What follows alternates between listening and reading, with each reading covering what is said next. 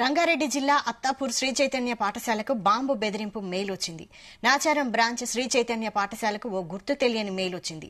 అత్తాపూర్లో ఉన్న శ్రీ చైతన్య పాఠశాలలో బాంబు ఉన్నట్లు మెయిల్లో రాసి ఉంది. దీంతో వెంటనే అప్రమత్తమైన స్కూల్ సిబ్బంది అత్తాపూర్లోని స్కూల్ సిబ్బందికి సమాచారం ఇచ్చారు. వెంటనే స్కూల్లో ఉన్న పిల్లలకు హాలిడే డిక్లేర్ చేసి స్కూల్ ఖాళీ చేయించారు. తర్వాత పోలీసులకు సమాచారం ఇవ్వడంతో సంఘటన స్థలానికి చేరుకున్న పోలీసులు బాంబు స్క్వాడ్, డాగ్ స్క్వాడ్ సిబ్బందితో సోదాలు నిర్వహిస్తున్నారు. ఈ సమాచారంలో ఎంతవరకు వాస్తవం ఉందని రాజేంద్రనగర్ పోలీసులు ఆరా తీస్తున్నారు.